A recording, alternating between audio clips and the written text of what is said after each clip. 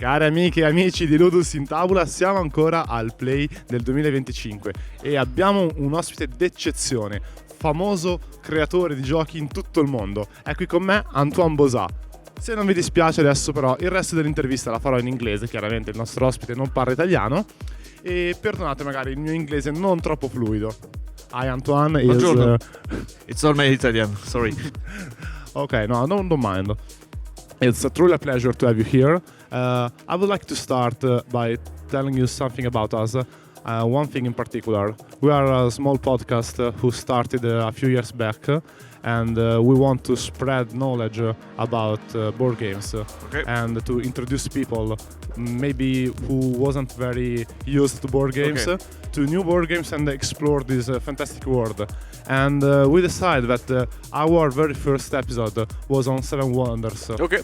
So you are like an inspiration for us because we define that game academic because it introduces a few mechanics which many players will find in most advanced game, most difficult games, but in a simple and easy to learn way. So it's truly a gem for me, I think. Okay, thanks. That's nice. Thank you. So I would like to start about your most recent games. Yeah. We can see here. It's a reimplementation. Is correct? Sure. Implementation? Yeah, sure. Yeah, you can say that. Of Seven Wonders Duel, the little sibling of Seven Wonders. And so, if you want to talk something about the game. Sure. So when we finished to work on the expansions for Seven Wonders Duel with Bruno Catala, we thought that the game was complete with two expansions. We didn't want to make a third expansion because it make all things more complex and heavy, and we didn't want that. But we still enjoy working together on this project. So first we had an idea for a spin-off, which was a sci-fi version of the game. Like the code name was Seven Galaxies Duel. But so we worked on that, but it was not as good as we wanted. So we just, abandoned the project. And then Asmodee, who owns the publisher Oppo Production, has no connection with Middle-earth Enterprise, who own the rights from the Middle-earth IP. Yeah. So the new boss say, hey, I really like to make a Lord of the Ring game, and I think we can get the right now that the company are linked. So do you mind to do that? And we were like, yeah, sure. It's an IP we love, so we can do that, of course. Do you enjoy the Lord of the Ring? Yes, yeah. a lot. Which one is your favorite Hobbit? I think it's the second one, and my favorite scene is the March of the Ant when they attack Isengard. That's amazing. So with Bruno, we are sure we want to make a game. We want to give it a shot. We are not sure we can do a great game, but we definitely want to try.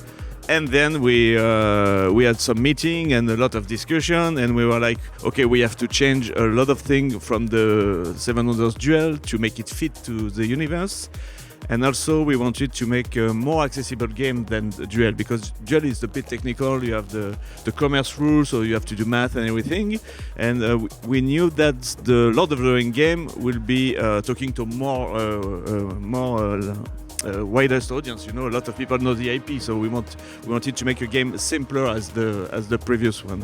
So we simplify a lot of things. Just for example, the commerce, which is very very simple in this one, to make the game enjoyable for the large amount of people. Thank you very much. I gotta be honest. I was planning on buying it this day in the Fiera. But since we met yesterday, I thought, I'll go run and buy it now. So maybe if you can leave me an autograph later. Yeah, sure. Thank you very much. All day long. And I want to continue talking about how the market of board games is expanding in the most recent year. In this, how can you call it? This Kickstarter madness, maybe. Yeah. So, what do you think about it? Well, I think it depends on which side you are. If you are a player, I think it's a good thing, but there are a lot of games, and you will be able to find a lot of games that you love. So from the player point of view, I think it's a good thing, but for the industry point of view, it's a bit tricky. If you're a publisher now or a new designer, there is so much game and so much concurrence to be. So finding a place now, if you are a designer, a new publisher, even a distributor, it's very hard. So hopefully it won't be an issue on the long term, but I'm not sure. But from a player perspective, it's great. You have a lot of games, a lot of different games, cooperative game, big, huge Kickstarter games, small card games. So yeah, for players is very good. Okay, and as an author, what's the biggest difficulties you found with editors and publisher when you started? When I started, things were easy because we were a few designers, and there was room for almost every project. So I think beginning now to design game is very difficult.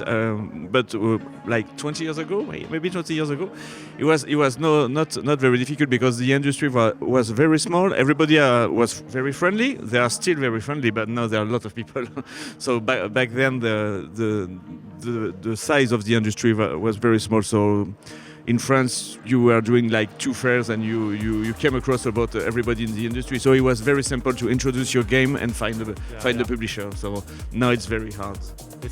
It's very hard, but and for you, who now you are one of the most known authors in the world, it's still hard. You find some difficulties even now?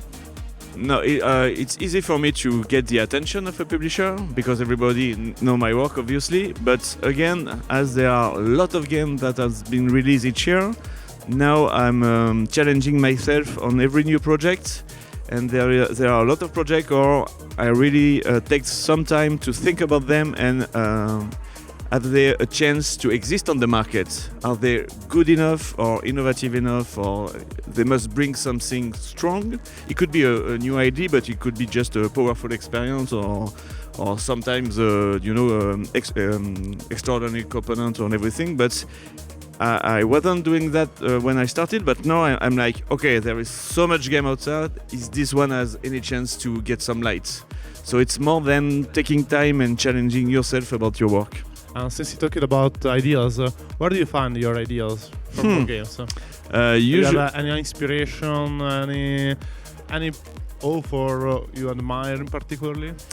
Well, many designers, but usually I take my inspiration from either other media or other life experience. Like I had a lot of game idea on travel.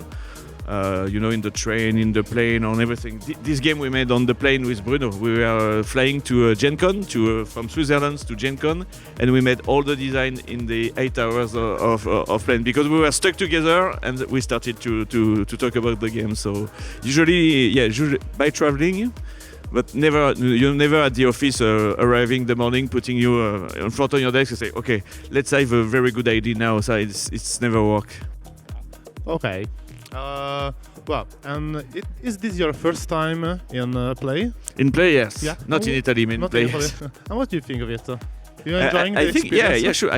I thought it was smaller than that, to tell you the truth. Yeah, because there are a lot of people and a lot of room, a lot of booths. So yeah, I expected something smaller. But someone told me that it was in Modena. It was smaller before that. Yeah, so this is actually the biggest. It's the first time for us to be here, and it's the biggest with the most people. It was pretty big. Expanding. Yeah. As in Italy, in generally, the board games market is expanding, so I think the Play Festival is adapting to it. Yeah, it's going to continue to grow, I think, yeah. So, what can I say? Thank you very much for being our guest. I hope to see you again, and if you want to say hi to our fans, I'll be very Hello everybody, grateful. Enjoy the game, come to play, it's very good. Ok, e per Ludus in tavola è tutto, ringrazio ancora Antoine per essere stato qui con noi e a presto.